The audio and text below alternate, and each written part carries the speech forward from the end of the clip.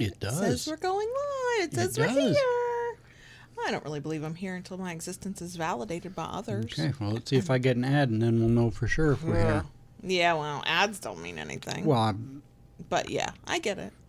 I know what you mean, and you know what I mean, and ultimately that's all that matters. That's true. That's Hello. True. Hi, everybody. Kayla Lords. John Brownstone. Of Loving BDSM, where we help kinksters like you have happy, healthy power exchange relationships. This is our weekly live stream while we record our podcast that is available on all podcast apps every Friday. We are here 9 minutes early, so if you're here for the stream and don't like idle chit chat, you've got 9 minutes to go get something done.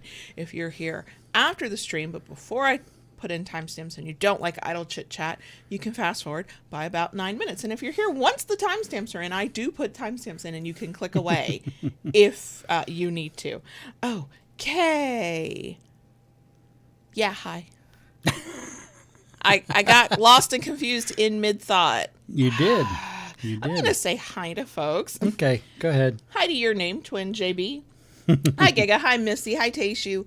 Hi, Blue is my love. Hi, Silent Wing. Hi, Lisa. Hi, Marianne. Long time no see, indeed. Hello, hello, hello. Hi, folks. Welcome. Hi, Puppy47. So, butt rub time. I feel like I forgot to say something in that intro, but I think I got it all. It's a lot to say. It is. And so it's understandable if I forget something, but it will also, like, bug me. Because you know when it'll hit that I have forgotten something. You can't let it bug you. Everything bugs me. I'm the only one who can bug you. I know. That's the time I don't like it. I don't want you to bug me. I want you to love me and squeeze me and hold me and call me George. But I love bugging you. I know you do. It's the sadist in you and the brat. Hi, Safi. So, butt rub stuff. We have links in the description box to the shirts we're wearing. Mine says "Got Consent." It's from What's the Safe Words merch store. Yours says "Choose Your Weapon." Choose your weapon. Yours is from Ignixia's merch store. Yeah. We have a coupon code for that one, though, or that shop. For the shirt. The shop from... No. Where JB's shirt is from, Kink Positive, and I can't remember the rest of the URL. We have a coupon code for that shop. Whether you want that shirt or not is irrelevant. Oh, this is going to be fun today. I know. I thought it was firing on all cylinders, and then you're scattered, and I'm low energy. Yeah. I mean, I am always scattered, except when I get intensely focused on whatever I'm working on. Yeah. But the words and speaking and it has to go from my brain out through my mouth hole. Yeah, I'm almost always scattered.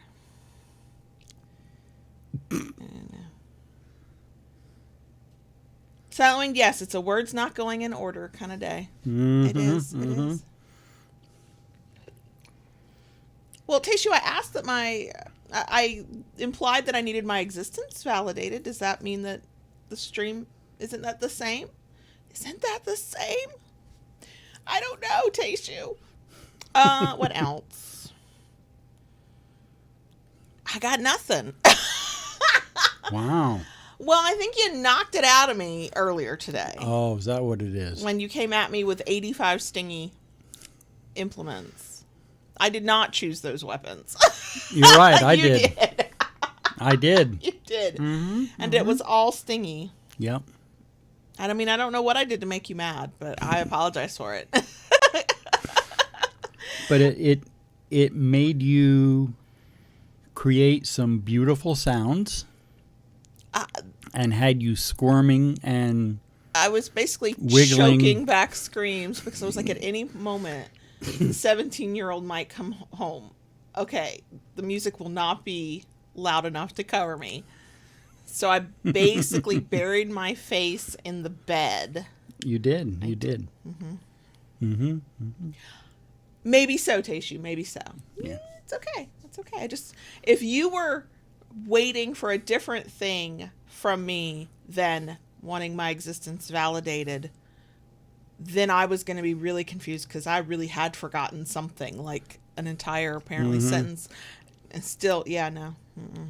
And I think you exaggerate a little bit when you said it was 85 implements. Felt like it. That's an odd number to come up with, for one thing. And, even using both hands in the time we had, I wouldn't have been able to use that many implements. It felt like it. I mean, you actually made a flogger I love into something I was low-key hating. Like, I was like, if he does not stop using that thing, I'm going to rip it out of his damn hands and wrap those strands around his neck.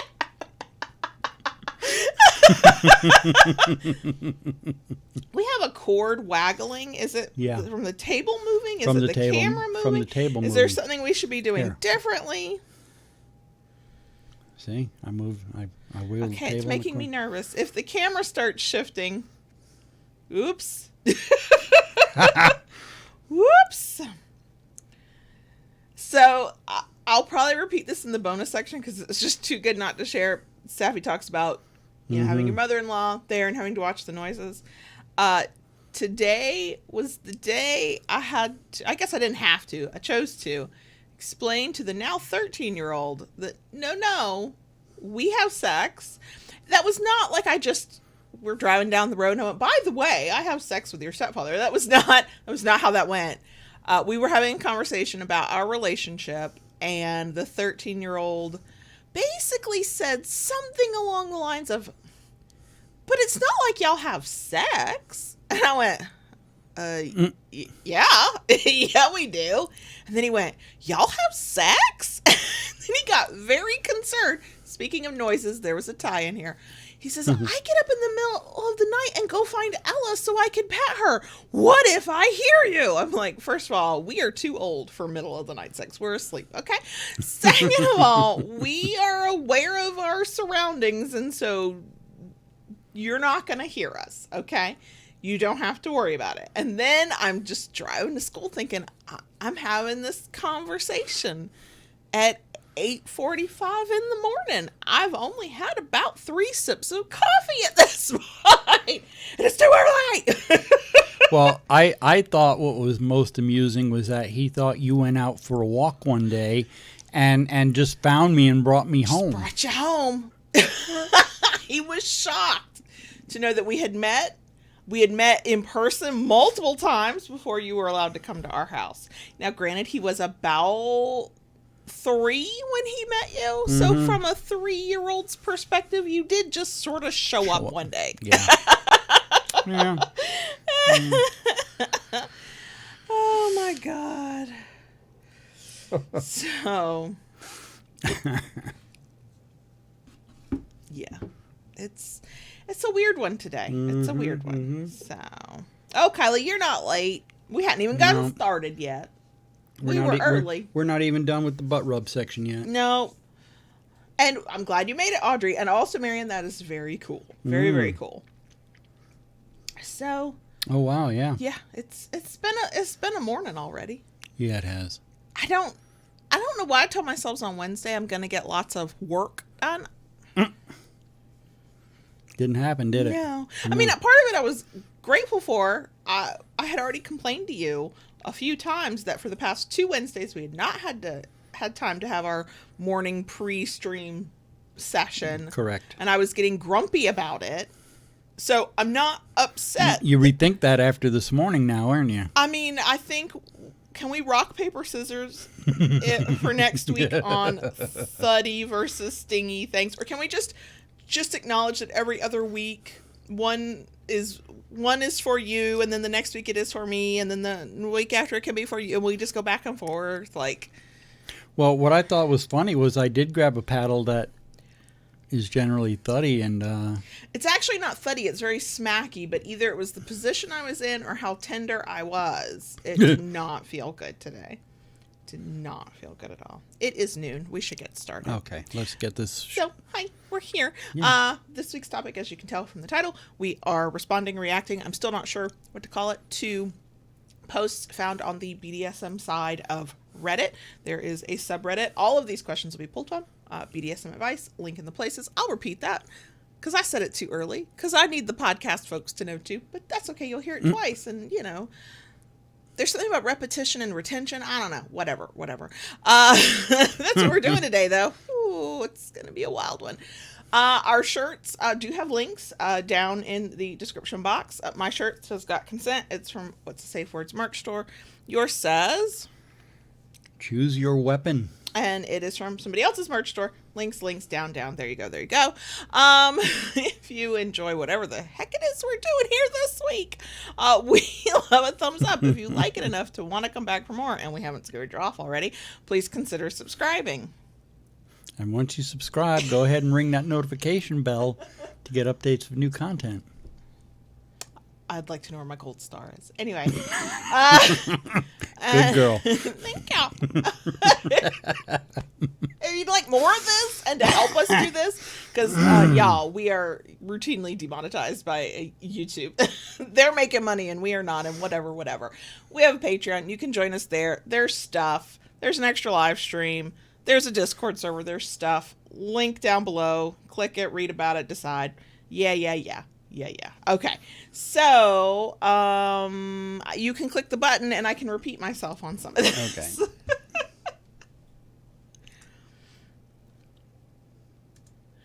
Okay, before we get into this week's episode, I do have a couple of legit actual announcements. Wow. I know. One is that this Friday, September 16th, I checked a calendar before we actually started recording, is our Friday night YouTube Hangout, 9:30 p.m. Eastern. We go until about midnight our time.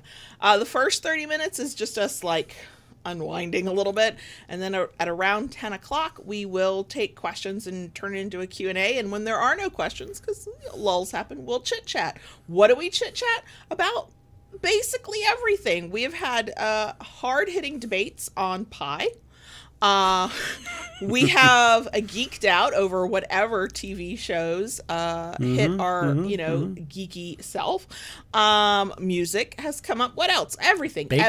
Bacon. There was a poll last time about bacon, and the correct answer, which is that crispy bacon is the correct way to eat and cook and consume your bacon. One, did I have to be a little underhanded? Sure, but it won, and that's all that matters, because it was the correct answer. We're house divided on our bacon. This Friday, Silent Winged and X sent us a literal bag of Dick's candy gummies. They will be consumed on the stream. Mm-hmm. I've been holding them since they arrived. The 17-year-old is like, will you save me one of your gummy dicks? I would like to eat one too. And I was like, I've either done this parenting thing so right or so wrong, and I don't know which. So, is it chaotic on the third Friday night, this coming Friday for the month of September? Yes. Is it also fun? For those of us who stick around, it sure is. I'm sure we scare off some folks. That's okay. We like it when people self-select out and go, no, this is not for me. It's fine. We're not offended. And also we try to help folks as best we can while having a good time. That is this Friday. If you're subscribed to the YouTube channel, hopefully notifications work, but let us not hold our breath. If you're subscribed to the newsletter, email newsletter, I put the link there. Podcast listeners, I put the link in the show notes. I try to make it as easy as I can to find it for those who want to be a part. There we go. The next announcement. We're on a break next week. We're not actually not working. You will be in your shop. Yeah. Left, right, and center. We're just not streaming, not recording. I'm not writing. I have no deadlines for any freelance writing. Mm-hmm. That part of it is a week off. So yeah, we will not be around next week, but we'll be back the following week. So there you go. Okay. So now you're going to do your part. I'm going to put the fan back on so we don't melt in here, because you can have autumn vibes all you want. I support you. If I don't care what your temperature is. If you need to wear a cozy sweater and drink a hot drink, I think you should. But it's Florida and we're still very hot. So we are doing a BDSM Reddit response reaction. I'm still never sure what to call it. From the BDSM side of Reddit. All these questions came from the subreddit called BDSM Advice. Links will be in the places. For YouTube, it's just the link to the the subreddit. For podcast listeners, I'll link to the different posts if you'd like. But maybe I'll just do the subreddit. I don't know. I'll make up my mind, and it'll be a surprise for all of us by the time this episode is out. A big thanks to both Silent Winged and Delicate Twine for sending posts in, basically going, "You tell me what you think," and I'm good with that. That saves me from having to comb through weeks and months of the subreddit when we're ready to do these episodes. So if you spend time on the BDSM side of Reddit and you come across one and you're like, "Oh, Kayla will have thoughts and opinions on this one," you are welcome to email them links to those to us, and I try not to lose them in my inbox. Delicate Twines got lost from I received it before the last BDSM Reddit episode. It got lost in the inbox. We finished that episode. I was going through the inbox and I went, "Oh shit." And that is how I have it this time. So what we do is I'm going to read them. JB has no clue because I'm the one that organizes this. And then we will talk through them. 2 of them are very similar, but I still did them both anyway because they touch on different parts of a similar topic. So when that happens, you'll know. And also, we're very chaotic today, and what are words, and I can't seem to get them out in the right order. So this will be interesting. Okay, here we go. Okay, this one is called "Angry That this person's the Dom, angry that my limits weren't respected." Say, "Can't work out if I'm overreacting here. I had a session with a new sub a week ago. He was keen to rush in and meet. I took some time to gauge his interests and limits and planned accordingly. He had the place to himself unexpectedly, so we had a spontaneous meet at his place. Things went pretty well for our first time. I thought we both enjoyed ourselves. I got a bit creative within his limits, made him work for what he wanted, and felt comfortable bossing him around and verbally abusing him. I'm not very experienced as a dom or a sub. I switch, by the way. One of my limits is that I only play sober with sober partners. I'd hate myself if I accidentally hurt someone because I'd had a drink, for example. This is on the profile he saw before contacting me. I turn down guys who want chem sessions. Over coffee afterwards, this guy tells me he was high during our session. He'd taken something before I arrived. I wasn't sure how to feel at the time. Now I feel pissed off with him and pretty angry. On the one hand, I didn't notice he was on something, so I'm not sure it made any difference. On the other hand, not respecting a limit is a pretty big red flag for me. I don't intend to play with this guy again for this reason. I'm weighing up whether to tell him why. It feels a bit dramatic, but if I don't, how will he ever learn to respect a dom's limits? Am I overreacting? There is an edit that I will read later. Let's pretend we don't know what the edit is. Okay. Based on the initial thing, what do you think? On the initial thing, I think that's definitely a big red flag. Anytime somebody, even over the counter medication or prescription medication, you as the dominant, you should know. Right, if something's going to affect their demeanor, their focus, their concentration, their health, even whatever. their pain level, different things like that. So many different things that can be affected. It's something we've talked about before. Regardless of what you do, there is a risk in this play. And you throw something into the mix that can change that risk factor. It's definitely something that needs to be brought up before any kind of play. And I agree completely. Do you think, knowing that this person had no clue, like their interaction with the person during the scene did not tip them off, and they only knew afterwards? Yes, it's still a limit. It still needs to be respected. I have a thought on a little bit of that in a second. But do you think that is it a mistake, or is it crossing a boundary? Meaning,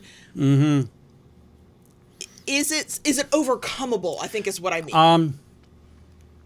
Okay. Like, don't do it again. Like you did it. Okay, don't do it again. I mean, I've got a couple other thoughts on this. One of the things, he mentioned he did not notice anything during the scene. That there was any difference. I think this was the first time they played together. Yes. So how would he notice any difference? Because he has no baseline True. to go by. We don't know their gender. Go with they. Yeah, okay. So, yeah, they have no baseline to go Sure. by. And, the fact that nothing happened, I consider that lucky. Gotcha. Okay. Now, as for this, being unforgivable, so to speak, it depends on the person. Sure. Okay. They said they were going to talk to them, bring it up, and I think it's going to be what the response is Sure. on this. That's definitely kind of disrespecting somebody's boundaries.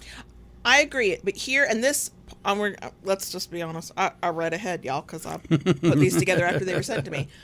But also, let me point something out. The only way that this Dom says that limit was communicated was written in their bio. Now, I think, personally, that, yes, you should read a person's bio.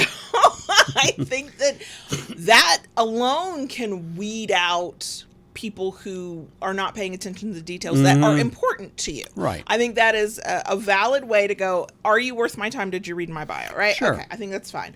However, when we're talking limits, personally, I think there should have been a reiteration of the limits. Writing it for somebody to read before they've had a conversation with you does not necessarily mean that they're going to remember it if you never discuss it. Now, that being said, my advice to somebody who's going to scene with somebody for the first time is, before you get high, maybe check in with a partner and go, I was going to do this. Yeah. Is this an issue? But if you don't know, okay, you don't know. So I still think that it's fine for that person to be upset because they don't want to play with somebody who is not sober. Sure. And they did state their limit somewhere. But I think any limit, but certainly some limits, may be important enough that maybe we mention them again. Well, absolutely. And this was something I picked up from when I used to attend the rope group. Before play, ask them, have you eaten? Have you gone to the bathroom? Right. Are you hydrated? When was the last time you had water? Are you hydrated? Right. Have you taken anything? Sure. And I think this person says they're new. The other person's new. There's a lot of honest mistakes that just happen when you're new. Things that you go through and then go, okay, next time I'll handle this differently. Now, there was an edit. Okay. So I'll read now. It says, edited to add, we spoke and cleared it up. He hadn't read my profile that carefully, but acknowledged he should have told me before, not after. And now I know I need to be clearer about my limits and interests up front. Everything they say about communication and BDSM is right, eh? Yes, of course, I had read that, but also I'd read the comments and people were pointing out, wait, you only write this? You don't actually have this conversation. I think it's fine to have both. I think it's, quite frankly, I'd be like, wait, you barely read my profile? There's some important information in there. But not everybody will be that much of a stickler for those kinds of details, and that's, I mean, I hate to say it, reading a profile is right up akin to reading an email. Yeah. You're going to glance through it. I know. I don't have a lot of patience for people who don't read emails closely either, but that's the communications person in me. So, I mean, how many times have you out there written something down, sent it to the person, and then it was clear they didn't read it because you then had to repeat yourself in a follow-up. That happens to all of us. So it's one of those things where I don't think it's a problem to put your limits and expectations in a written format on FetLife, on your dating profile, on wherever. But I would say, just beginner mistake here from the Dom's perspective, that still warrants being a conversation. Yeah. Because you want to make sure certain things are clear. Sure. So, okay. So, not rant-worthy, but certainly interesting. Okay. Next one. Okay, this one is a little like like it's got depth to it. So, Okay. and yeah, okay, Oh, here we go. Reevaluating my kinks as a woman in my relationship and feeling many things, need advice. Okay, I know that I should be talking with my partner about this, but I truly don't know how to express what I'm feeling correctly, so I was wondering if I could have some advice. My partner and I have been together for 6 months. He's usually an amazing partner, but some time ago, I found out that he was masturbating to nudes of other women. I was extremely hurt by this, but I tried to move past it. Something he said to me that really scares me is that he didn't see those women as people. I don't know what it is about what he said, but I feel deeply afraid when I remember that. Later, this is technically small, but we were watching a movie that he said he really enjoyed.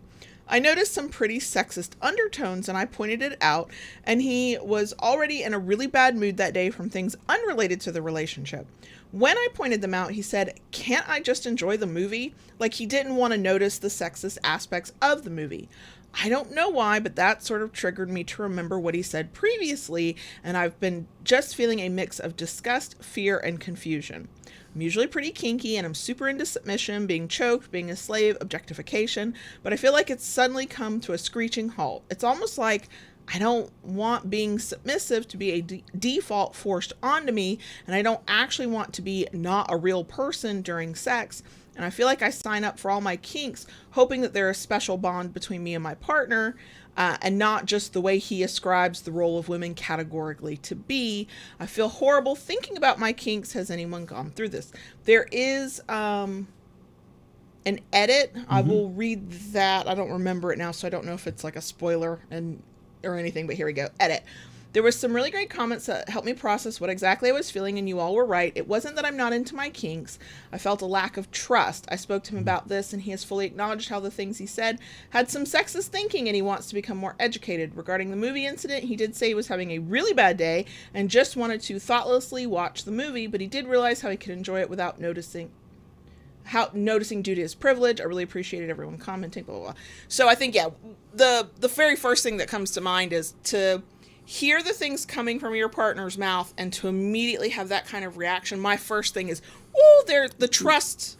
Something has happened to either not build that trust or break that trust somewhere, because that's a very real, valid reaction, but it's a very visceral one, and you kind of have to go, what has happened for that to be where your mind went? And it's a problem of trust, which to me is like, slow down your relationship, either keep working on it to build, don't do anything kinky until you feel comfortable, or use this as a way to go, are we really compatible? Since there was a spoiler and I'd forgotten it about the trust angle, I would like to dig into a little bit, not the fact that she was bothered. I think that's a valid thing. There's, stuff she's gone through, stuff she worries about. I'm not going to try to argue those points. The things that she pointed out that bothered her, though, those specific things, not whether she should have been bothered or not even going there. That's kind of the thing I'd like to talk about. So, masturbating to nudes of other women, which is one part of it, and then saying they're not even like real people to me, and where let's start there. What do you think? I mean, the whole thing of saying they're not real people, wow. I know. Wow. I know, it's like, ooh. I mean, I get that there can be, it's kind of, for some people, part of the problem with porn. There's a disconnect between understanding that those are real, live, breathing people with their own feelings and wants and needs and whatever, versus a two-dimensional fantasy that you can just, and there's nothing wrong with having the fantasy aspect of it, but I think that it's probably important to understand that your fantasy is also not the reality, and to be able to see the difference between the two and be able to articulate that is going to be important when you're talking to other people about the things you desire, because I think otherwise you're going to come across as a misogynistic douche. Yeah. Even if you're not. You're certainly going to come across that way. Yeah. I mean, that, I can't think of the word, but I mean, that is, everybody, regardless of gender, how they identify, who take pictures and post them in places like FetLife or OnlyFans, they do it for their own reasons. Right. Okay. Doesn't make them less. Sure. Of a real person. On the flip side, people masturbate to those images or videos or whatever for their own reason, and their reason doesn't have to be tasteful. It doesn't have to be something anybody else agrees with. It gets to kind of be their own reason. I do think that the thing that has to be remembered is when you're going to communicate that to somebody, like they're going to, like, I don't know, it's maybe a more nuanced conversation than I don't even see them as human beings. Right. Right. Oh my gosh. Oh now, my gosh. I do think it's people, from what I've seen on the internet discourse, people fall on all kinds of sides of this, of, masturbating to other images or to videos or to whatever. And my thing is that while I personally don't give two fucks if that's what you do, the reason I don't give two fucks is because we are open and we talk about it. If this was a thing that bothered her and she never said it, she needed to say it. Right. If she had said it and said, I don't like this, like, I don't care if you masturbate or whatever that conversation is, but, this bothers me in some way, then I feel like, well, are we you just violated a limit? You just did a thing you said you would not do. Now, there's definitely a separate conversation to be had about policing your partner's masturbation habits. Yeah. That's a different conversation, and I have strong opinions about that. But so part of me is like, okay, was the upset because it's a thing that before he said that these women were not even people to him, which, yeah. Okay, just no, we don't, no, that's probably not the best thing to say. Had it ever been communicated about masturbatory habits? Could this person have known that they were going to do something that upset their partner if it was never said to them? I understand if somebody's like, but a lot of people are automatically upset about that. You probably should just assume, but I'm also like, no, we're all grown-ups here. If you're grown up enough to play with kink, you're grown up enough to have a fucking conversation about, do you masturbate? And here's how I feel. And here's the thing that I think, maybe would bother me, or here, how do you, like, you can have those conversations. Right. So again, there's no right or wrong here on her being upset about what she saw and what he said. But I do think it's like, that needs to be a conversation. But also, deeper conversation about let's not police our partner's masturbation habits. Right. Masturbation is not cheating. I think the Living BDSM audience would know that. But there are way too many people who think that masturbating and even halfway thinking of another human being that is not your partner is, air quote, cheating. Like, yes. I have strong opinions that it's not at all. Okay, so then the next part was the movie and it having sexist undertones and him being like, I just want to enjoy this movie. Can I say, as somebody who, yes, absolutely can pick apart a movie sometimes and be like, oh my God, this is ridiculous. Sometimes I just want to watch a movie too. I feel like it was one of those things where there's already something going on for her where her trust is drastically diminished, just not even there, maybe, broken completely. And so then it becomes everything takes on deeper meaning than maybe it would in a if things were different. Right. But I can't be mad at him that in the moment he was like, I don't really want to talk about the sexist undertones of this movie. Can we talk about that later? Yeah. Can I just enjoy? I mean, some of us just enjoy trash media. I'm not going to tell you Secretary was the best representation of BDSM. I will never say that. I'm going to say, can I please sit here and watch it? We can debate it later, but right now, I'm feeling a way about what's happening on the screen. Right. Because your fantasies can be completely different from how you feel about reality. Because true. My fantasy I don't fantasize often, but when I do, there's so much degradation. Like, and in the fantasy, it's not even consensual. Like, it's dark up in this brain sometimes. I would never want that that in real life. I might not even want to see that portrayed in media in some way, in a movie or a TV show. Like, I might not even be comfortable with that. Yeah. But what I fantasize about and what gets me hot and turned on, I hope does not, like, somehow represent who I am as a person and how I think that, you know, people in general should be treated either. Yeah. Again, this goes back to something has happened either in her past or between them, and trust is just crumbling because everything takes on deeper meaning. Yeah. But also outside of this, when you're not kind of going through something and maybe you're with another partner where the trust is established, let's be clear. The things that turn us on, excite us, our mindless media are not always representative of who we are as a person. You can like trash movies and still be an open, inclusive, and, welcoming human being to other human beings. You know what I mean? Like, I sympathized with him there. Yeah. You can pretty much watch almost anything and find something to pick apart about it. Okay. That doesn't mean to say that there are things out there that are so blatant, you're like, whoa, this, Sure. kind of. But, if you look hard enough, you can find something in almost anything. Oh, sure. Because the media that is made by human beings who are out there existing. And even those of us who are trying very hard, will definitely have some beliefs, some opinions, some ways of looking at the world that are not as open and inclusive as we even would like them to be.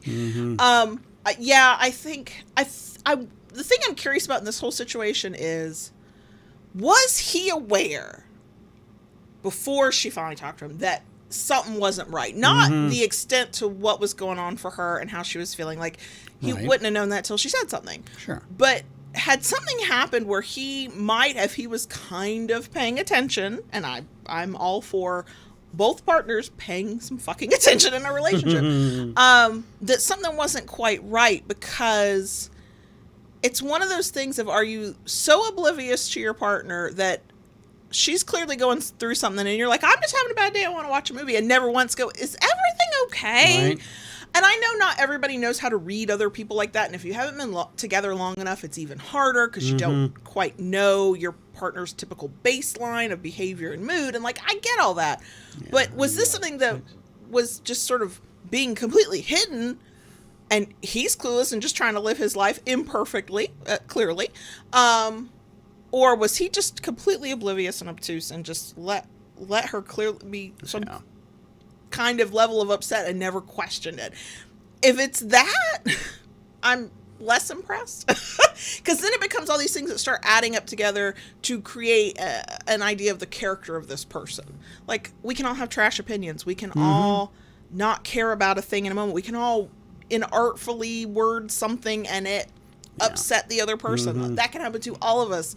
But also, if this is happening over and over again and it's upsetting your mood, at some point I need to be aware just enough to go, is everything okay? Yeah. I mean, it does say in there that they had been together for just 6 months, which is not a long time.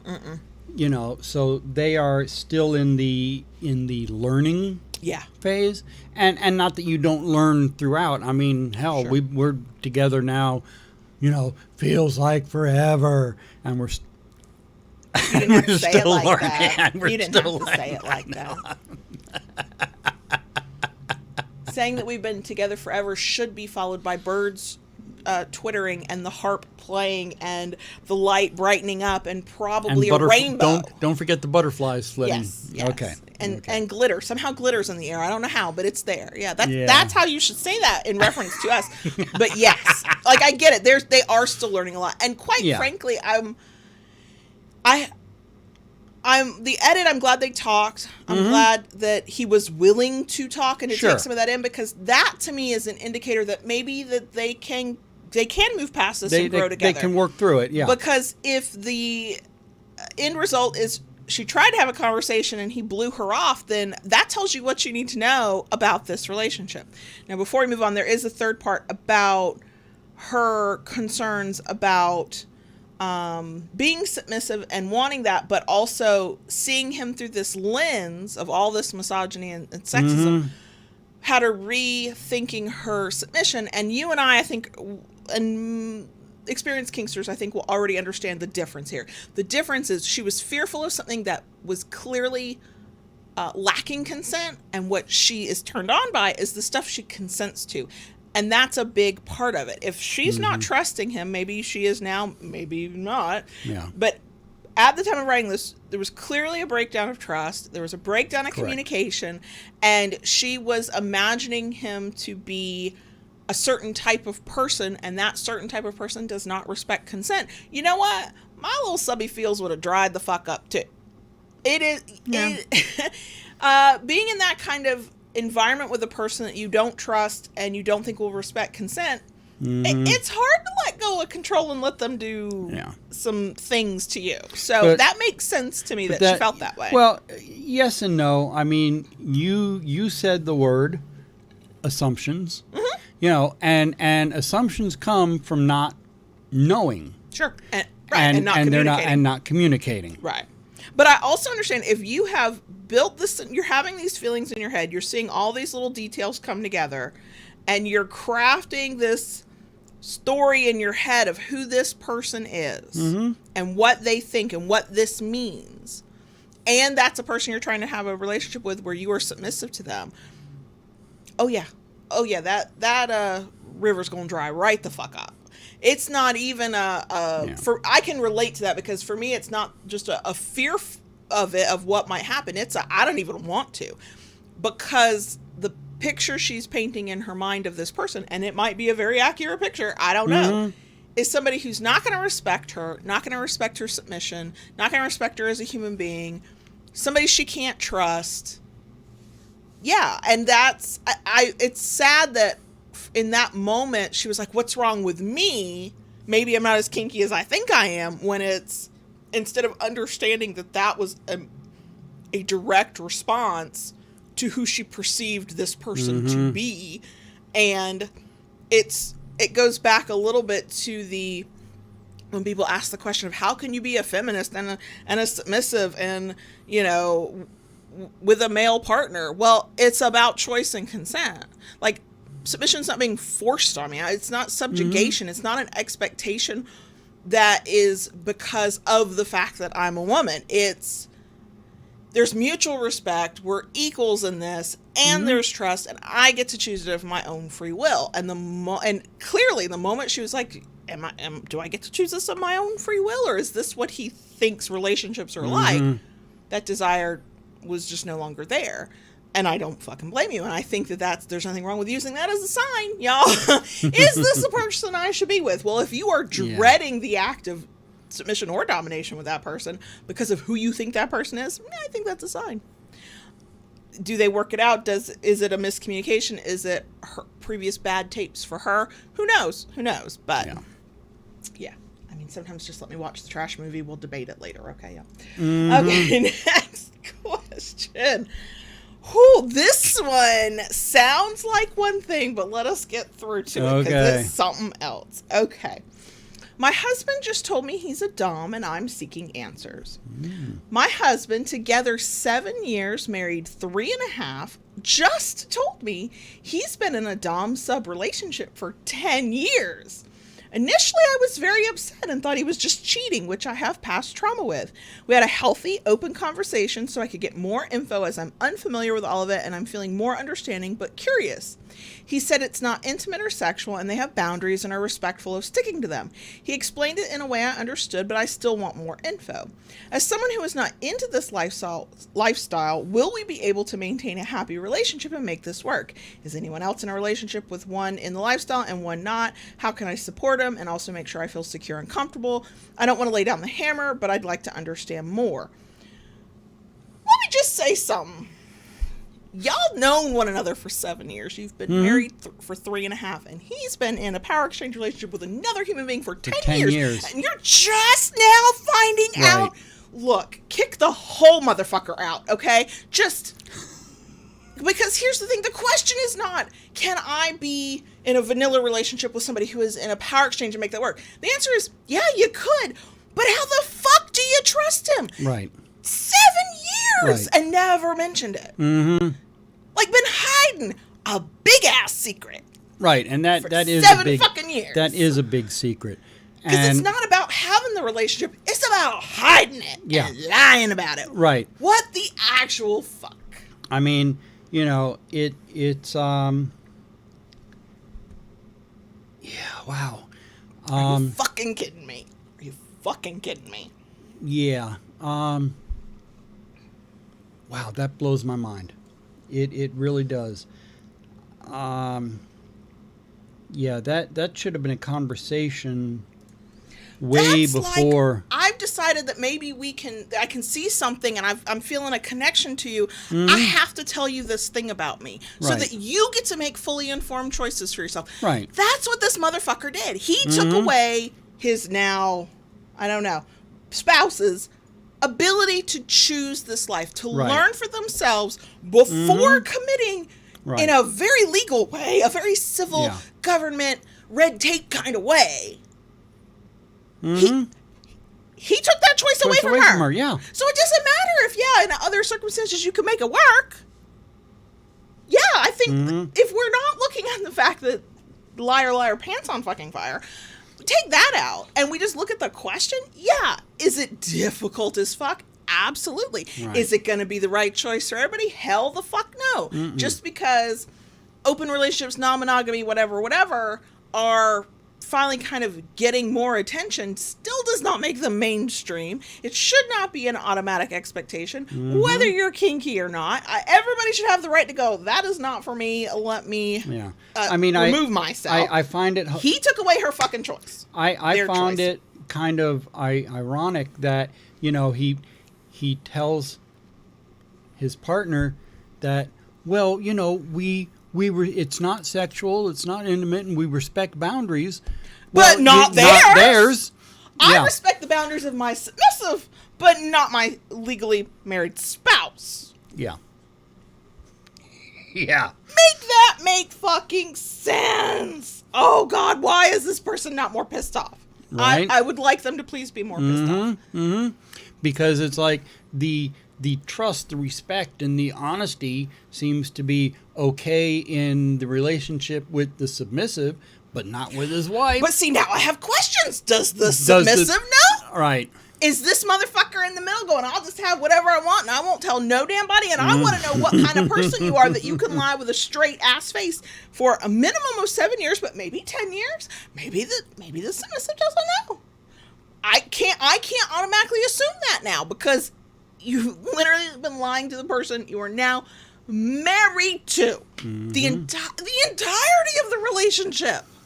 Knew it when you met him. And didn't think you should say anything? That's I want my fucking cake and eat it too. I don't have to care what you think. I'm going to get what I want. Want the best of both worlds. Without the hassle. Yeah. And also, I've now got questions. A person who can have that big of a secret and have apparently a relationship that could survive 10 years, 7 of this with this other person having a partner. I want to know how the hell you lie with such a straight face. Yeah. Because most of the time, when somebody starts cheating and lying or has been or whatever, it crumbles because they fuck up. They get a detail wrong. They crumble under the pressure. Like whatever, something happens. That doesn't seem necessarily to have been how this went down. So this person is a stone cold liar. Yeah. How could I ever believe another word that came out of that person's mouth?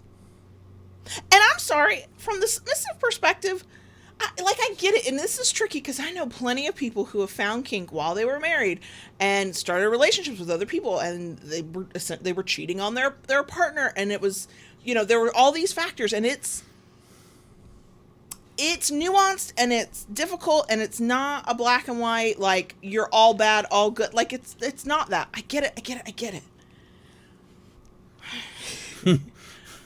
But as a submissive with trust issues, because I can only speak from my perspective, if I get to watch you lie to another partner for the entirety of the relationship about me, how the fuck do I ever think you're not lying to me at some point? Because you're too goddamn good at it.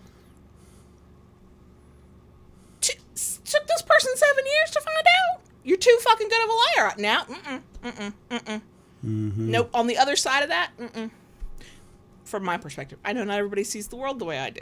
Yeah. But I just, are you fucking kidding me? Throw the whole person out with trash. Just Clean house. Oh, yeah. And the reality is, to the actual question being asked, yeah, you can. Because power exchange isn't always sexual. Mm-hmm. It's very intimate, but it's not always sexual. It's going to require, just like any other non-monogamy situation, a shit ton of communication, being honest about your feelings, working through your own feelings, figuring out your boundaries as you go. Because the thing you thought you were okay with, you might not be okay with when it actually happens. Like, all those things are true. But if we're not starting from the baseline of total fucking honesty, nope. Throw the whole motherfucker out. Anything you'd like to add to that one? There was the Kayla rant. Okay. This one is going to be similar to one in a couple, like, towards the end, but we're going to do them separate anyway, because they hit on different parts of this kind of conversation.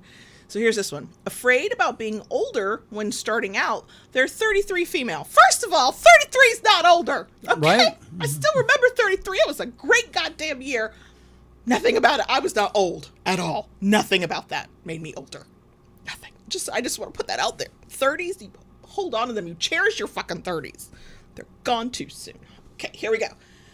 Afraid about being older when starting out, 33 female. Hi, does anybody have some reassurance to give me? I've probably been interested in kink/BDSM for as long as I can honestly remember. Although I've always loved sex, I do find talking about it very difficult. I was never in an environment where sex was acknowledged as something that exists, even, let alone BDSM. Fast forward quite a lot of years, and I'm married and utterly unsatisfied with my sex life, and have seemed to lost all sexual connection with myself. I've worked on myself and my communication skills a lot throughout the years, and realized what I really feel I need is sex, including BDSM. I love my husband very much, but he's not going to be able to help me with this. I have his full blessing to explore this on my own, though. So, I'm going to my first munch this week. I'm so excited, but also afraid, which is normal, I suppose. I feel like an absolute beginner at an age where I feel I'm supposed to be more experienced. I don't even really know what I'm looking for either, and will be sure to express that honestly. I'm afraid people will look down at me for being closeted for this long, because that's honestly what it feels like. I also know I'm probably overthinking this a lot, but I didn't get to wait this long before exploring this part of myself without the help of my anxiety. All nice, but also all honest words would be much appreciated. So, when did I figure out any part about my sexual self? 32. I had to kick the previous husband to the fucking curb, and then went, well, let's go do something about this. While it is not everybody who turns 30-something that goes, I'm going to figure out my sex life, I've met a shit ton of people since the age of 32 who have gone through something similar. They were either in their 30s, sometimes their 40s, 50s, 60s, beyond, because life fucking happens, and we live, if you're in Western society and culture at all, we live in a society that demonizes sex. Hardly anybody gets good sex education. We certainly don't talk as a general rule openly and honestly about sex. And so, you know what? If you're in your 30s and you're just now figuring out what you're into and going, you know what? I'd like to have better sex than I'm having. You are not alone. Quite frankly, anybody who can come into, like, start from their teenage years into adulthood with a sense of who they are sexually and kink and BDSM and whatever, you are more fortunate than you know, and we are all very happy for you, but we don't understand you, because most of us, how old were you when you kind of finally went, oh? Well, I mean, for me, it was a little different. I was doing kinky things in my 20s, had no understanding of what I was doing and why I liked it. Right. Okay? And it wasn't until, let's see, probably wasn't until my mid to late 30s. There's something about those 30s. Yeah. It's not universal. I know that. But man, there's a lot of us that is in our 30s. We went, wait. And, you know, I 33, I'm like, what? You are, that person is not old. No, no. I have seen recently a number of people coming into the lifestyle in their 60s. Oh, God, yeah. All right, and starting to explore this. So, you know, there's no age limit. You don't have to be a certain age to ride the ride. And nobody is, first of all, if anybody is judging you for how old you are because figuring out your kinky, that they have just shown themselves to be a raging asshole. Because the reality is the vast majority of people that you're going to come across, especially like a munch, regardless of what their age is now, they probably did not start exploring on some level until they were older. Yeah. Sometimes it's post-divorce. Sometimes it's after some like wild thing in life happens. Sometimes it's after a milestone birthday and they go, fuck this shit, I'm going to go live my life. Right. You know, all kinds of things happen to us in life from childhood going forward that inhibit us in some way. And for plenty of people, that involves our sex life, our kink life, exploring things that the world has been telling you in overt and very subtle ways is deviant and wrong, and what the hell's wrong with you for wanting this. Like, it takes a pretty strong person to overcome that and go, you know what, fuck what everybody's been telling me and teaching me and showing me, I'm gonna forge my own path. And for many of us, that comes certainly after our 20s. Like, I hear people go, I would love to do my 20s again. With the wisdom of my 40s and more money, maybe. But to do be that, no. I was, no. I probably, if I had known then what I know now, could have had better sex, but I don't want to be that uncertain, desperately trying to figure out my way in life, but definitely sure I was not quite getting it right. Ball of fucking nerves. Like, I'm still a ball of nerves. We know this, but 32-year-old me could go, you know what, I'm going to write about my sex life on the internet. 22-year-old me would have been like, we can't even write that down in a private journal. What are you talking about? Like, we're not even going to think those thoughts, let alone communicate them to however many people might find it on the internet. Yeah. Like, it's, and I know, again, that's not universally true. Everybody, you know, goes through life in their own path and their own time, but I just have met so many people. Something about those early 30s, whether it's 30 or 32 or 35, something about the 30s, that's where a lot of people kind of go, let's do something different. What I've been doing hadn't been working. And so the reality is when you go to a munch, unless you happen to be in a community where the vast majority of the community just happens to be younger. I'm thinking of Gainesville. When we go to a community event in Gainesville, I'm the grandma in the room sometimes. Like, it's been a while since I've been, but it's now a strange feeling to go, you could be my child. I'm officially at that age, right? Those communities might have that might skew a little different because they are younger, because it's a town with lots of younger people. But in other communities where you're walking in and you're like, oh shit, that person could be my dad. Okay. It's a good chance that most of the people in that room were, 30s, 40s later before they figured it out. Nobody's judging you for that. And if they are judging you for that, they're the asshole. Right. So, yeah. And please, can we stop calling 30s older as far as kinksters are concerned? I just need y'all to stop, okay?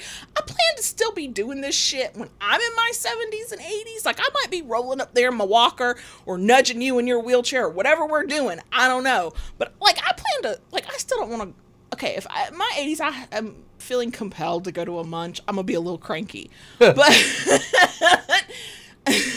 like, I want to do this until I just physically, mentally, emotionally cannot. Like, when I'm dead, I want to stop doing whatever we're doing. Yeah. So, yeah. Let's fuck off with that notion that there's too old for this. And please, for the love of God, if you're in your 30s, stop calling yourself an elder kinkster. If you want to call yourself an elder kinkster, I mean, you can call yourself whatever the fuck you want. But those of us who are older than you, we are giving you side eye. Like, what are you doing? I don't even, like, I think it's okay. Like, I would call you an elder kinkster, not because you're in your 60s, but because you've been a part of your community and lifestyle and been actively trying to figure out this kink thing for yourself for about 20 years now. A little over now, right? Yeah. I think in that vein, you're an elder kinkster. Like, you remember a time before 50 Shades, and you remember a time before there was Fet Life and before the internet. Well, right. So I feel weird. I just realized, like, the past few months that I've understood myself to be a kinkster and started exploring kink for 10 years now. Mm-hmm. And yet I understand I'm experienced on that level. 10 years is not nothing, but I still feel like I've got so much to fucking learn. Yeah. You know, so I wouldn't call myself an elder kinkster. I'm still learning. You know, I thought it was funny, a number of months back, somebody the first time at the month, they were in their early 20s, called me a veteran. Oh God, how did that feel? It was weird. It was a weird feeling. So yeah, just 33 is not too old. Yeah, no, not at all. You shouldn't get any judgment at all. If you do, they're the asshole. Right. And also, yeah, I'd like, there's something about those 30s where you go, fuck it. Mm-hmm. And then 40s, if you are the type of person to have that personality shift a little bit where you finally go, fuck it. If you did it in your 30s, 40s becomes even easier. Like I still had lots of fucks in my 30s. I have fewer fucks to give in my 40s. Excuse me. So I'm hoping for even maybe no fucks in my 50s. Yeah.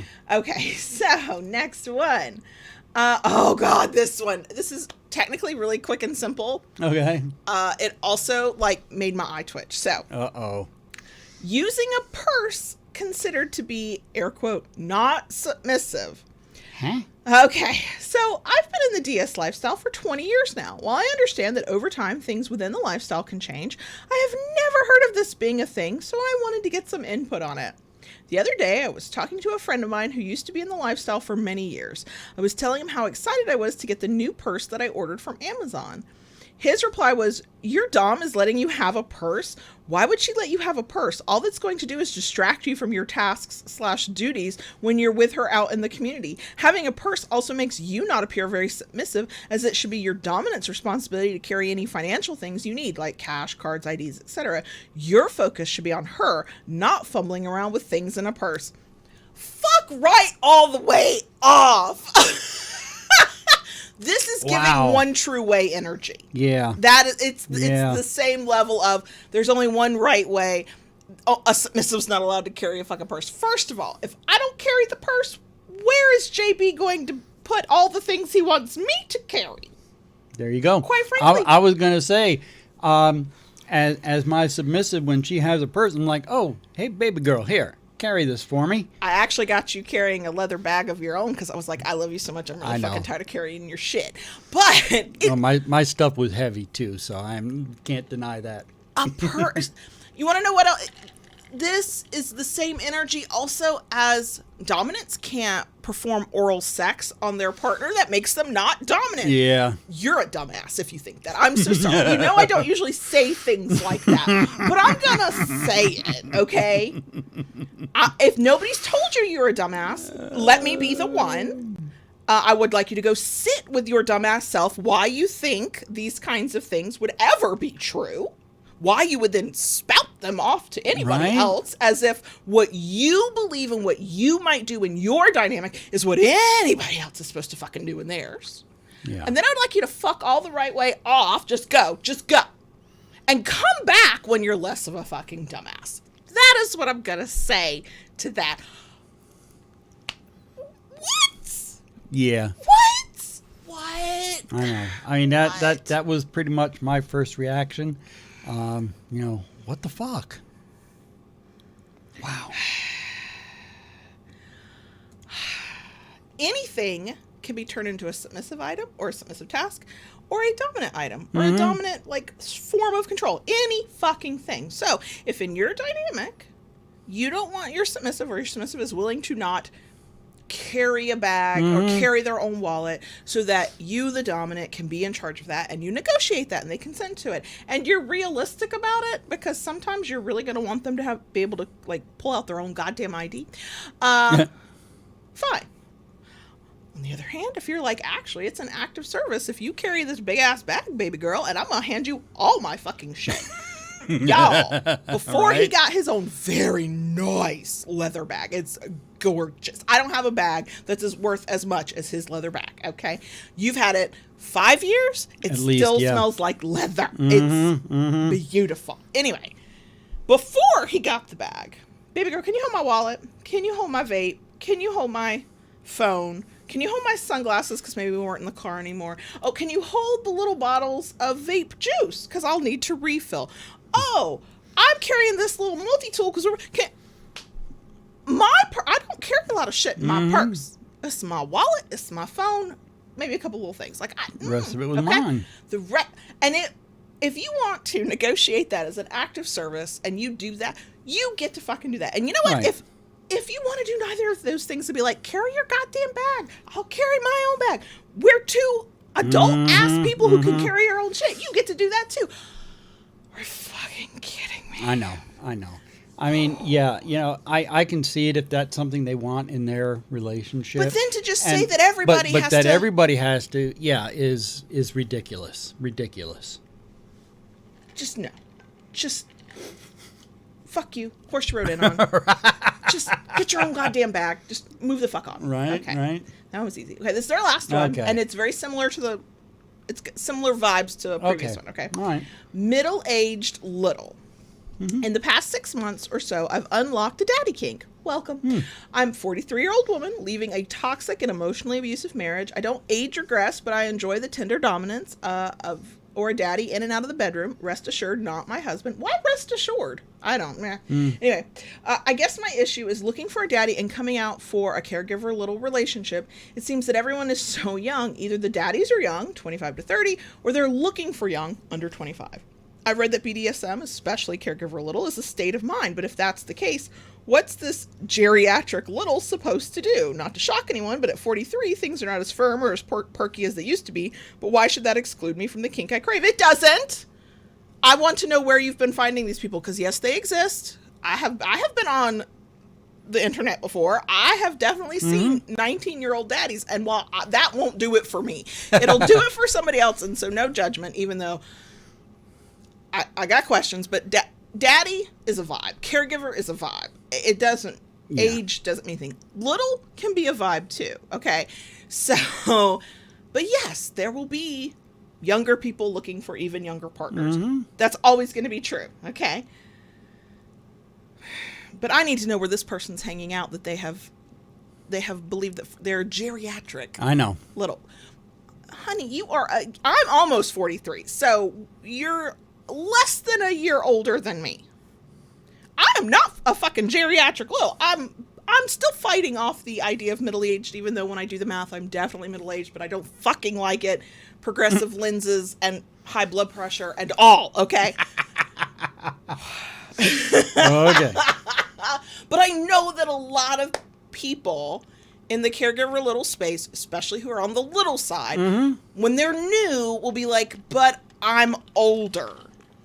You're right, but if daddy's a vibe, then little's a vibe. Doesn't mean squat. That means shit, okay? Right. Because whether you age regress or not does not matter.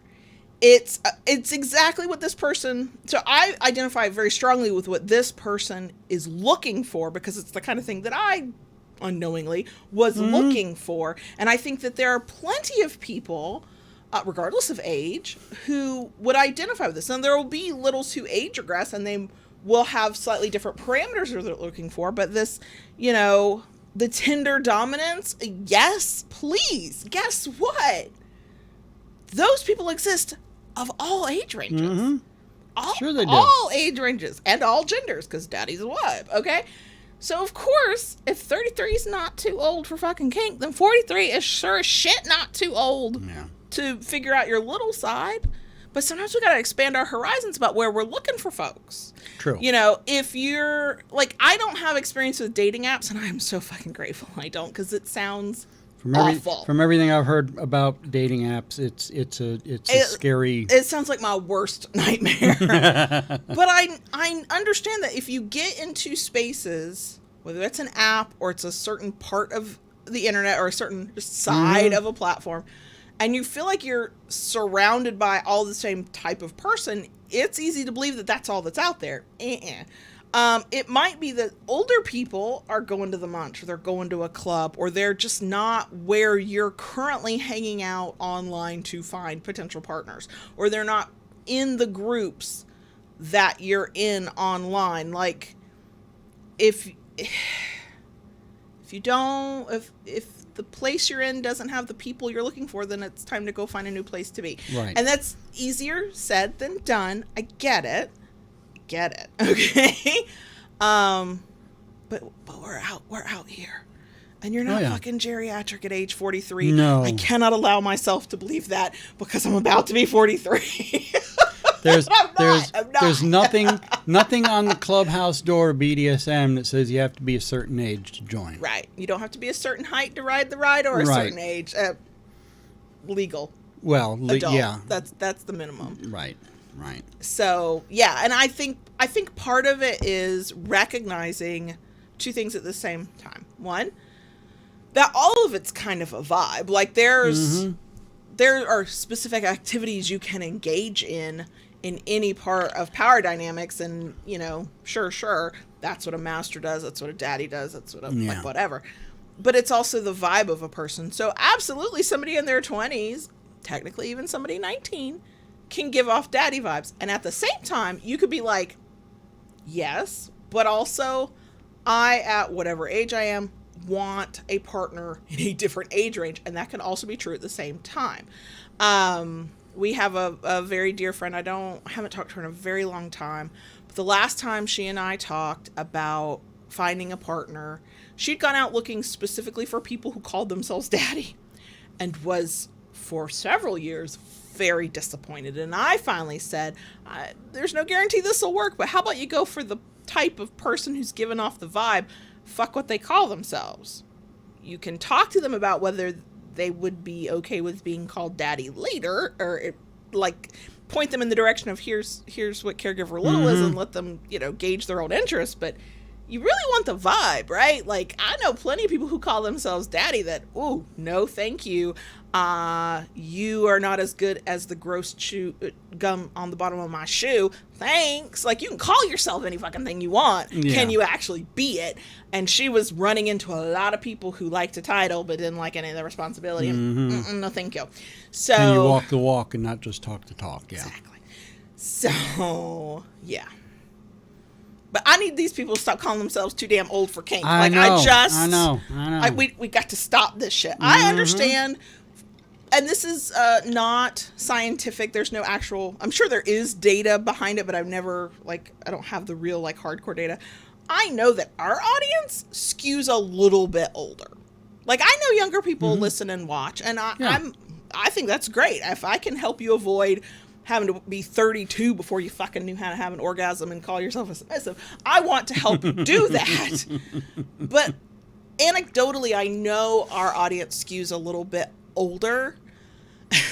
So I'm kind of hoping that some of these older people who just, they're in spaces where everybody's younger than them will, whether it's us or somebody else whose audience skews a little bit older in the kink space, come to our pool party, okay? We're cool kids too. And we will also commiserate with you when, body parts start not working quite right anymore due to age, and wait, that thing you could do when you're in your 20s you cannot do anymore. Let's learn how to do new things. And also, I don't have fucking time for games because apparently I'm a geriatric baby girl. Just has run out of fucking time and patience for this shit. Again, the shit I would have put up with in my 20s will never fly in my 40s. You're fucking kidding me. True. And I think that's a little bit of the benefit of getting older. Thank you very much. So, yeah.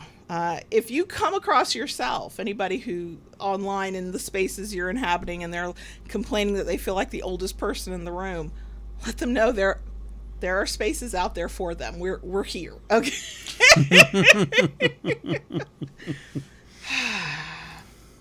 So, those were the Reddit posts that were sent, and one or two that I found myself.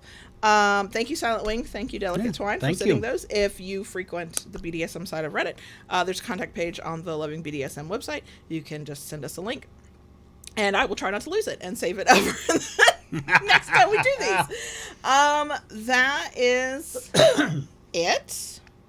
Okay. A short little bonus section? Oh, yeah. I've already lost what words are. Okay. All right. So are we good? I don't know. I don't know either, but it was some interesting questions and some conversation. I'm pretty sure there are about 10 million things I meant to say or should be saying and have not, and it's one of those days. I know. I know. Okay. Keep it kinky, y'all. And we will not see you next week, but we will see you the week after. Dottie. Yes, baby girl. I talk to the crickets, please. An interesting question. I think it should be put up for debate. Do you really want to debate me? Right now, at this point in time, no. Right. So, I mean, there are times when nobody wants to debate me, not because I'm the smartest in the room or even the best debater, but because I can keep talking even when everybody else has run out of words. That's true. I'm not making any fucking sense while I'm doing it. But the words are still spewing, yes. I know that all too well. I will let everybody ride my train of thought around the track a few times, and I'll win by default. Didn't make the strongest argument. All right, enough already, enough.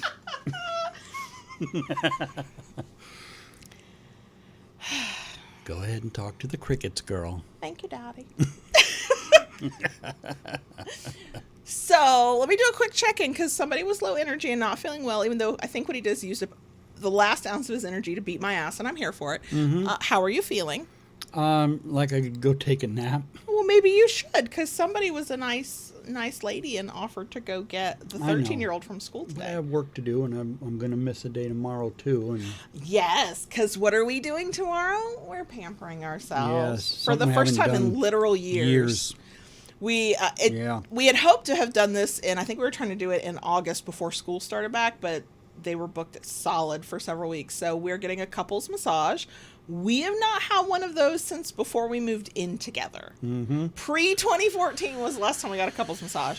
And we're getting like super deluxe ultimate, like they're pulling out all the stops. We're paying for the very expensive pedicures together. We have not gotten those since pre-pandemic, because the last time we tried to go get pedicures together, the one of the men who worked at the nail salon shamed you or attempted to shame me. You were like, you can't fucking shame me, but right. You can annoy the shit out of me. Mm-hmm. And I'll never give you business again, and I'll be sure to tell others about it. And then the pandemic hit and everything kind of closed down, and we didn't have any money right then either because things were happening and blah blah blah. And so I didn't worry about trying to find someone, and even after everything opened up, and then I was like, I would like a pedicure. Would you like a pedicure? And it was so funny because you were like, not at that fucking place. I'm like, no. I stopped going there after that as well because there were other issues, but mostly I couldn't even stand to look at that particular person's little beady face. Anyway, so yeah, we found a place that kind of does it all, and they even advertise on their site that they do couples things. So like, it is not unusual for somebody to call up and be like, "Can I bring my husband?" So we scheduled that weeks ago. Yeah. Paid the deposit. Now the appointment's on Thursday. We accidentally double booked ourselves. Our ice maker in the refrigerator is finally getting fixed. Yeah, we finally broke down and called the repairman out to look at it. Mm-hmm. And after I went online and scoured numerous YouTube videos about ice makers and what you can do to troubleshoot, and everything I did to troubleshoot came to no avail, so I got tired of hauling bags of ice. Yeah, I think we said did we talk about this last week? Where basically all of the life annoyances that we kept putting off, we're doing them all at once. Yeah. This is one of them. And when they came out and diagnosed the problem, there's a heating element in ice makers. It's what allows the ice to melt just enough to come off of the thing that makes the ice. Mm-hmm. That doesn't work. Comes out of the ice trays, yeah. Right. In technical terms, insert them here. I don't know. Anyway, so they were like, we have to order the part. We'll come back in a week, blah, blah. Set the schedule. We're both standing there when the person goes, Thursday between 11 and 1. We both go, okay. Now, granted, I was scrolling on my phone, so I probably was not listening that closely. And then it was like, we got through the whole damn weekend and into Monday, and I'm looking at the family calendar that someone assigned me the task of making so we could keep up with everybody's fucking schedules. And I went, oh, shit. No, between 11 and 1, we'll be doing something else, and I am not rescheduling that. No. It took 6 or 8 weeks. 7 weeks to get it, like something Yeah, crazy. It was something wild. like that. You told me, yeah. And so, yeah, because I was calling at the end of July, hoping to get in August, and not until September. Anyway, and so we called, and so now they're coming tomorrow between 3 and 5, which gives us plenty of time. Our appointment for our massage is at 11. Our pedicures are at noon. Please feed me at 1. Then we'll come home, and it'll be fine. Yeah. So yeah, we're I'm essentially taking the day off kind of tomorrow to do looking forward to it. Everything from the past year has finally been catching up to me, that. Oh God, yeah. and not in a good way. So yeah, I'm kind of looking forward to this. I am looking forward to it, and yet my anxiety is like ramping up a little bit because it's been so many years since I got a massage, and I'm like, will I know what to do? Will I know what to say? What if, like, what will this be like? What do you mean I'm going to let a stranger touch me? Like, I'll be fine because you'll be there, but it's still a thing. Yeah. So yeah, that's coming. But yeah, we're looking forward to that, and then we're busting ass on Friday to make up for not working on Thursday. Yep. I'm getting my hair done next week while we're off. True, So when we come true. back, it will be hopefully a better length and the correct shade of purple. I'm going to do purple this one next time, and then I think I'm going to change up the color. I cannot decide if I want to go to blue or if I want to go to like a magenta-y hot pink kind of color. I haven't decided. We did also decide, assuming we enjoy ourselves at this massage and we like the vibe of the place and the people, we will schedule, to the best of our abilities, based on their availability, another massage after the holiday season when we take that 2-week break, because it's a great problem to have. We are going to be balls to the wall busy for the holiday season because somebody makes really good fucking kinky toys and people seem to like them, and I am a goofball on the fucking internet and people seem to like that, and we find the people who think the toys are good and that we're hilarious, and they go, sure, I'll buy a thing, and they're buying things, and we're about to be very fucking busy. I'm so excited. Like, I have to put a supply order in today for boxes that might get us through the holiday season, and my geeky ass self is like, yes, I get to order boxes. I'm so excited. We ordered a tape dispenser, like an actual investment in a tape dispenser, and I'm like, I love this thing, and I would marry it if you could marry an inanimate object and I was not already married. I'm happy to be in a non-monogamous relationship with you and my tape dispenser. So. Okay. Anyway, so yeah, we got stuff going on. Yeah. So you have a hair appointment next week. I have a doctor's appointment next week. I have lab work, but I sort of have a doctor's appointment next week. Thanks to this person here, finally switch doctors. Well, you had done the thing that I do, and I recognize it when other people do it because I do it. You had built it up in your head that it was going to be harder and more, and made you more anxious because the doctor he had was just didn't listen, didn't actually explain anything to him. Like, just the vibe was off. And I went to one of your appointments and went, oh God, I can't wait to leave. He's not even my doctor. I specifically wanted her to come with me because I want, am I overreacting with this? Am I... Knowing you the way I do? No, you're not. So we needed to transfer care, and we go to a doctor's office that has multiple doctors. It's really, really easy to do it, but you just have to do it. And you had gotten kind of in your head about calling to say, I want to make an appointment, but I want to transfer care. And then I used their online portal messaging system because I knew I needed to set an appointment when I was having all the headaches. But I did not have the battery power to make a phone call. It was like, I just don't have it in me to make this phone call and talk about this.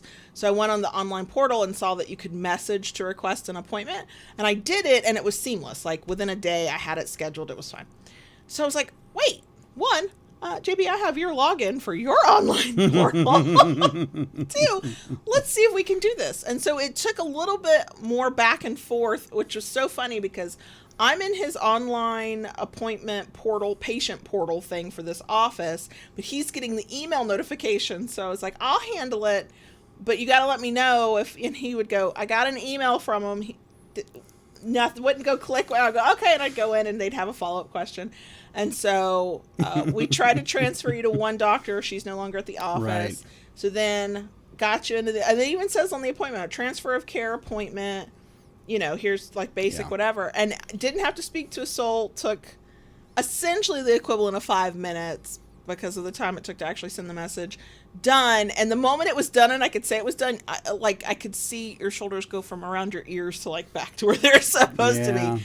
It's like, but I get it. Like, it's so easy to build up what you think it's going to be like in your head that you then don't want to do it at all because you want to avoid whatever you think it's going to be like. And I was like, there's got to be an easier way. I mean, I've had experiences with doctors where, you know, so you kind of have to advocate for yourself. Yeah. Oh, yeah, for sure. Okay.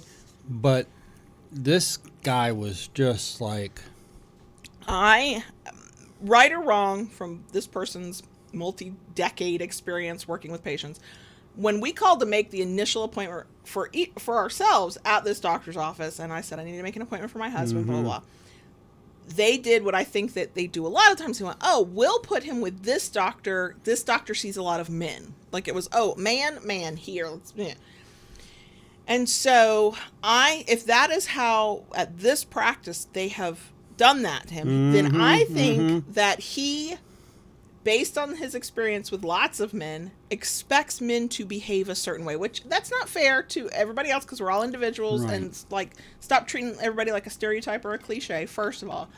But second of all, he strikes me as one of those doctors who has the been there, done that. I've done this so long. I already know what the answer is. I don't even have to ask a lot of questions. So I already know how you're going to react and I'm going to talk to you a certain way. This is how I get through to my male patients. yeah. And maybe that works with some of them. I would bet it does not work with as many as he thinks it does. Right. But it not only didn't work with you, it made you not want to go get yourself checked out. You, prior to this doctor, you're the reason I was getting annual like lab work and well checks, not for like gynecology, like I've done that, but like everything else, I'd never gotten my cholesterol tested until I met JB, and he was like, but I go every year to the same doctor. And this guy put you off so badly that you're like 2 years overdue, I think. I know. Yeah. I mean, he even was like, you might need to take, you know, you seem to have slightly high cholesterol. Maybe you need to go on high cholesterol medicine. That's not how the guy said it, but I think that was his intent. But he said it in such a way you were like, no. He basically told me I'd be dead before I walked out of the office.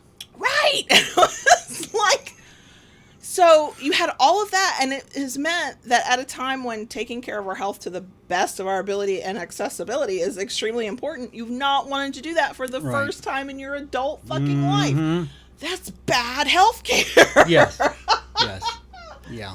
So you're going to see my doctor who, I like her a lot because she listens. Right. I was in there for all my headaches, which are partly related to needing the new glasses because I needed progressives, whatever, but also high blood pressure. And I'm finally on high blood pressure medicine, even though I have fought that shit. And it seems to be working and the headaches are going away, or I'm not having them as frequently, let's put it that way. But while in there, I talked about a whole host of other symptoms and perimenopause, and my gynecologist is no longer at the office I had been seeing her at, so I either have to find a new one or try to follow her around the state. I don't know where she's going into practice next. So I was talking to my primary care about this and about my symptoms, and she's like, I really want you to see your gynecologist about this. I don't feel comfortable doing all this. And then we were going into that, and we're talking about all of these things. And never once did she say, you know, if you lost a few pounds, these symptoms might go away. They wouldn't. It's perimenopause, okay? But like, she talked to me about the thing I was in there to talk to her about. And she sat and she listened and she made eye contact as I spoke. I was like, I like you. You. She explained what the high blood pressure medicine would do for me other than just reduce my blood pressure. Because practically speaking, I don't give a shit. I don't know my blood pressure from moment to moment, but I know my symptoms. I know I have excruciating headaches. I know I have this, I have that. We all deserve doctors like that, but we don't all get them. Right. So, right. you you are getting one. Yeah. Yep. So That's what we're doing over the course of the next couple weeks. I'll be off to the doctor next week. We went to Barnes & Noble past weekend. We now have a spending problem at Barnes & Noble. It's the second time we've gone in not a long span of time, and we've spent over $100 each time. We went from never buying books that weren't 99 cents and only getting them from the library or buying them for 99 cents to going to Barnes & Noble a lot. Yeah. I don't have enough bookshelves. We have discovered a good number of books that, you know, we want to own. We want to own and have. One of the books that I got was the new Stephen King fairy tale. Yes, and you tend to ebooks you fly through. Oh yeah. Physical books tend to take you longer. A little bit, yeah. Because you fall asleep while you're reading them. True. This one, I'm like, by the weekend, I might get to actually read it. Yeah. This book has, I mean, I'm a fan of Stephen King. I've read most of his writing, and I love his writing. And this book has totally engrossed me. Oh my God, you're like, we're not watching Star Trek tonight. Yeah. I'm sitting here reading a book. I mean, prior to getting these books, I had been binging Star Trek Strange New Worlds. Mm-hmm.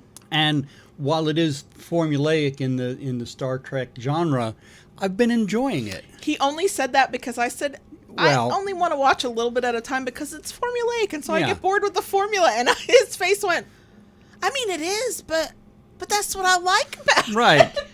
Right. I mean, the one difference I've noticed in it, the red shirts don't die.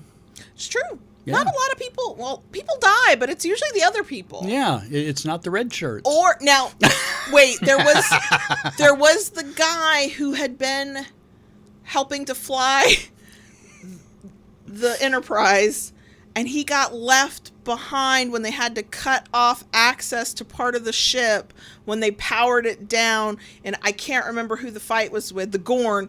Yeah. Was he wearing a red shirt? Because he was the only one to die. I don't know. I don't remember now. Wearing a red shirt. Don't remember now. I think a red shirt died. Yeah. But I have been really, really enjoying Fairy Tale. You know, one of the things I really love about Stephen King, and one of the things he has done extremely well in this book, is he is an excellent world builder. And as a reader, I become invested in the characters in the book, and that's something that I really, you know, look for in a book, and I have found it in this. Well, that makes me feel good because when we went to the store and bought so many books, I finally joined the Barnes & Noble membership club, and it's paid for itself already, so it's worth it. Except we were never going before, so has it really paid for itself, or are we spending more money than usual? Anyway, I've justified it paid for itself. Anyway, we actually also bought, is it 11/22/63 or 11/23/62? I can't remember the full name of the Stephen King book, but we read it years ago. We got it from the library, and even though I don't remember all the details of that book anymore, well, I have it in ebook. Oh, I read it. I got it from the library. Physically read it, and I wanted a physical copy of the book, and we now have it. And I will reread it. I mean, that's another book I would reread in a heartbeat. I'm not a rereader either, but about half the books we've purchased lately have been books we read from the library or in ebook format, and I went, but we have bookshelves now. I would like to own these books, and so I'm becoming a rereader. Like we bought the Deborah Harkness series, whose name now escapes me, but it's about witches, and I love. Like I know there are people Discovery of Witches. Yeah, I know there are people who really hate those books, and I'm like, maybe it's trash, but I love it. Give me more trash. But I have not watched the show. They did an adaptation, and I've not seen it. Don't even care to. But yeah, we pulled that book off the shelf. Like, there's that whole Stephen King section in Barnes & Noble. And I don't care about the horror stuff. It doesn't... Like, I've tried to read it. I don't really care. Whatever. I've read most of it. Yeah. But we pull this book off, and there is a woman like a couple shelves down, and it's big honking book. And Yeah. she goes, that's a big book. I'm like, holy shit, it is. I'm like, but it's so good, it's worth it. And I was like, did I just become a person in a bookstore who talks to strangers and gushes about books and encourages people to read them? Also, though, I'm being reminded the bookstore is like my happy place, because we walked in that time and the first person who happened to just look up and be like a human being in the bookstore with me immediately went, oh my God, I love your hair. That purple is so cute. And I was like, thank you.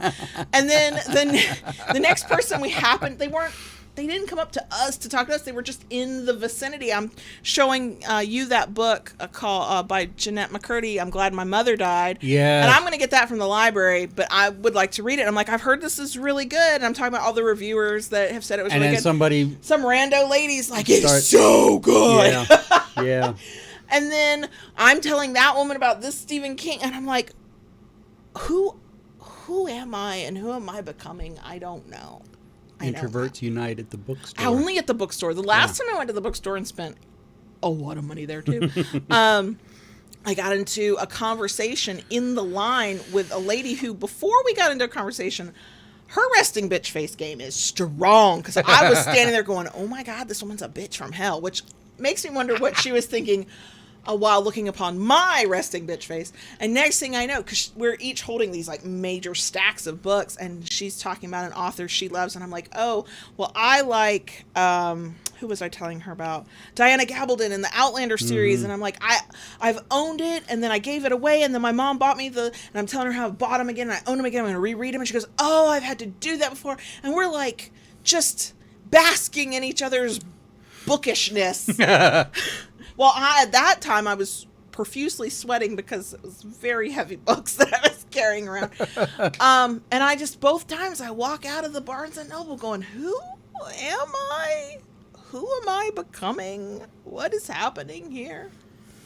So. Yeah. Okay.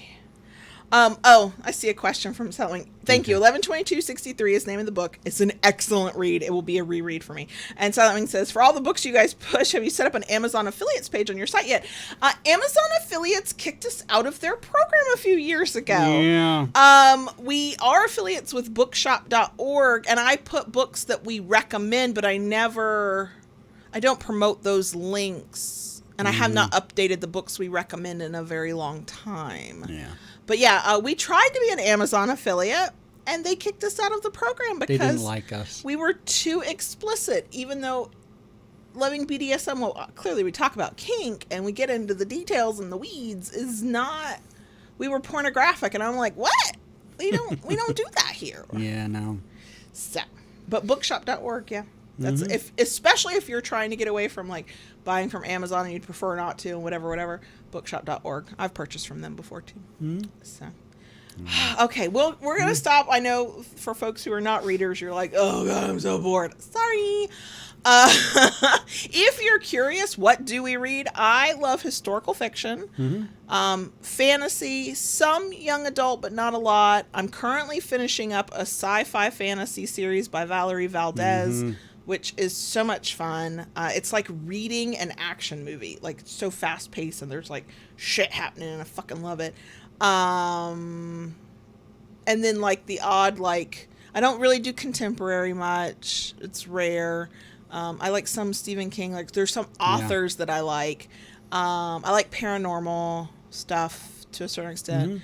What's your go-to genres? I'm a big sci-fi reader. Love most sci-fi books. Fantasy, some young adult, and not a whole lot of horror genre, but definitely Stephen King and Dean Koontz fan. Yep. Oh, and I'm a romance reader, but I don't really like contemporary romance, historical. I like to feel like I'm learning something while I'm being entertained. I mean, you're not really learning anything. It's fiction, but it makes me feel like I'm learning something. Also, I've realized I enjoy reading historical fiction because it's not anxiety producing. Those people are already dead. I know what the ultimate outcome is. Right. How we get there is the interesting bit. Yeah, I had to learn that the hard way about why I'm drawn to historical fiction. But I'm really tired of reading World War II historical fiction. I won't even touch them right now. I'm like burned out. Anyway, we've gone completely off track. And as Silent Wing rightly points out, we get into books during the Friday night hangouts. Yeah. And maybe we'll do a bit of a show and tell of some of the books we've purchased recently, if anybody is interested. We should go. Yeah. Okay. Okay. Thanks for being here to the bitter Thanks end. for joining us. Hopefully we'll see, hear, talk to you. How does that work? For the Friday night hangout. If you missed the September 2022 Friday night hangout, we do these on the third Friday of every month. Every once in a while we have to shift a schedule, but for the most part we're pretty consistent. We should go now. Yeah. Okay. Bye. Bye.